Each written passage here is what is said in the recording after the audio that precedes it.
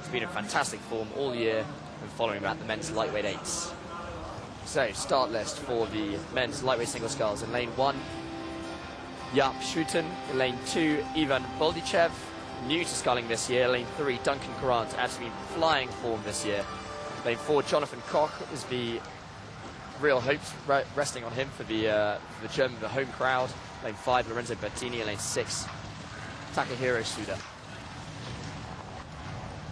Concentrating there on Ivan Boldichev.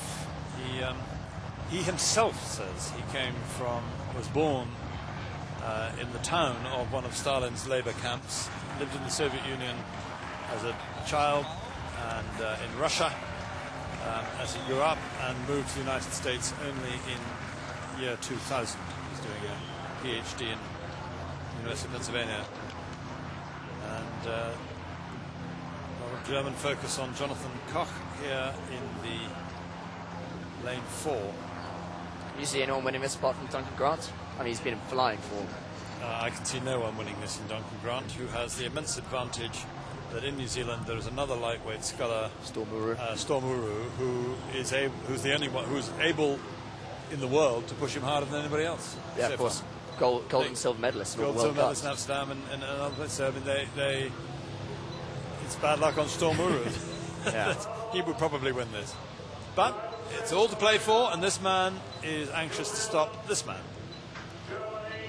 So why do you not think they've put together a lightweight men's double for this? Right, they already have a lightweight men's double here. They must have tried it, and I assume it didn't work. And two lightweight single scullers don't necessarily combine. As we've been talking all the way through, double sculls are made in heaven, and sometimes two moderate scullers can get together and make something special, and it hasn't worked for them. But I'm sure if Grant wins today, they'll be trying something to find another partner for him, but also for Stormuru until they find a combination that goes. So early doors, and it's fast out for the USA. Ivan Boldichev in the lane 2, and coming with him is Jonathan Koch for Germany in lane 4, and the meat in that sandwich is the man expected to come through and win, Duncan Grant. And guess what? He's doing just that. Already starting to move. Yeah, I think Grant's base pace is just a little bit higher. And we already saw when you have crews in that kind of situation, you often get others around them who just try and unsettle them by really blasting out of blocks. We saw that in the men's pairs when New Zealand really took the race to the Australian pair, and then the Australians just saw it out. Here, striking 39 strokes a minute now, Duncan Grant, and looking very strong as he just shows about a canvas, or half a length in these boats, out in front of the field. Takahiro Suda on this near side, also experienced in the lightweight single sculls, but Grant at the moment, very strong, very fluent.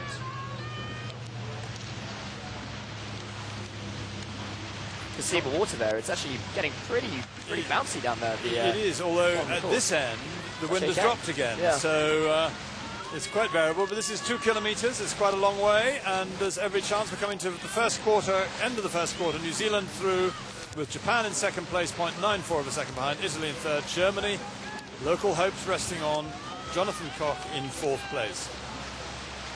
It was interesting with Lorenzo Bertini in the semi-final. That's him in the second from the bottom of your picture for Italy. He was out of the thing, didn't look like he was going to make the final, and then we got a shot of his face which showed huge determination, followed by a good, strong last 500, bit of a finishing sprint, and he was in the final. So he obviously has high expectations for himself. All eyes on Duncan Grant, striking there 36 strokes a minute. Not low in a single scull, but seems to be working well for him. Takahiro Suda still putting the pressure on him.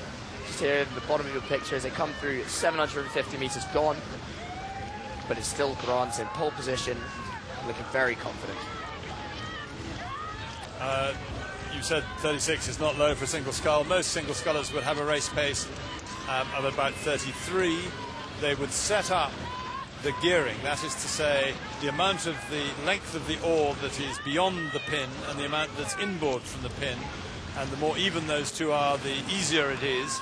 So you have less inboard and more outboard to stiffen the gearing, and the opposite to ease the gearing. And in a tailwind, most people leave the gearing reasonably stiff, and try and get a bit of extra rate. But 36 means he's probably on fairly easy gearing as well. Or really just taking it on. The 1994 men's single sculls champion Andre Wilms from Germany went over the entire course, never dropping below 40 in a single scull. So that was remarkable. It's the only time I've ever seen anybody doing it at such a high rate. But coming in there on Italy in second place, that's Lorenzo Bertini. He's not in second place. It looks to me like Japan is, so he must be in bronze medal place. I think they're just trading players at the moment. Yeah. But coming through 1,000 metres, we just saw it. It was New Zealand in pole position there. Italy second and a half back in second, very close with them. Japan as well in third. Netherlands fourth, Germany fifth, and Boldichev out of the back door in sixth place. Boldichev is pretty inexperienced at this level and this is his first time on the national team, and he got here because he won the trials. He paid for himself to come here, and it's a learning experience, and he was thrilled to get into the final. He had no idea that he would achieve that. So he's not a quitter. He won't have given up, but he isn't at the moment able to stay on terms with the extraordinarily dominant Duncan Grant, who has half a length of open water on the field. Absolutely. Bertini just done some move through Takahiro Suda there, who's in your picture. But it's Duncan Grant who's about a length and a half clear at the front of his field. Here he is. An absolutely superb performance. So yes, another gold medal looks like he'll be heading his way. Interesting to look at him. We talked about this when we saw him earlier in the regatta. Tremendous core stability. That's the strength of the muscles between the middle of your thighs and the bottom of your rib cage. All the muscle that holds the middle of the body together. And a lot of people who train in gyms will pump up the arms or pump up the legs and ignore the core stability.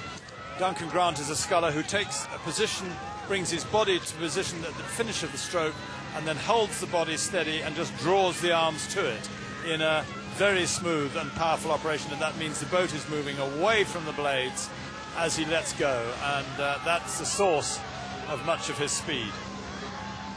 Bertini now, master of Takahiro Suda in lane 6. So we have lane 5, Bertini. Just having a little look earlier to see whether Grant was catchable. And he obviously thinks he is, because he's really piling on the pressure here. He's not defending anything, Bertini. He's not defending a silver medal from an attack on anybody else. Koch might be coming up on Takahiro Suda to take that bronze, but it's Bertini thinks he can go at New Zealand. They've got 250 metres to go. New Zealand leading. Bertini of Italy at a higher rate of striking in the middle of his lane, being blown along by this tailwind, and he's really giving it some stick, but it's not. No, really, it's a big ask, an open length of. This is all Grant. There was a little picture just on the bottom left a couple of strokes ago, which just showed their speeds, and actually Grant was just a little bit quicker as well than Bertini. I think Grant's absolutely flying form, 37.5 strokes a minute.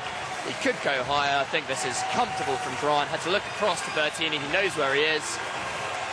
Bertini is not doing that sprint that he was trying to do, but we've got Koch now racing the Netherlands' Jaap Schouten for bronze medal.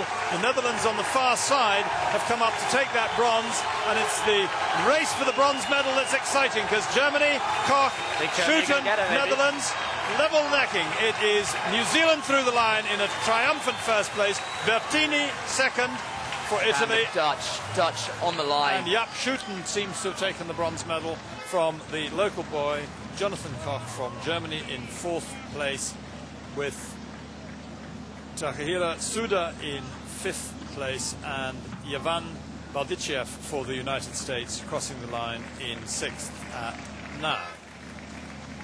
So fantastically exciting last 200 metres there, with the Netherlands and Germany locked for bronze and fourth place, but a superb performance, ranking up there with Maher Drysdale in the open weight single and with the Australian pair for the performance of the day. I would say that from Duncan Grant. I nearly called him Duncan Free, who of course is stroke of the Australian pair that was also triumphant. A lot of Duncans at the top of the world today. So there's the confirmation of the result, 6:53.89. That's 6 seconds outside Zach Purchase's winning time and world best time, set last year. That's the closest we've had to a winning time, and it shows the effect, the impact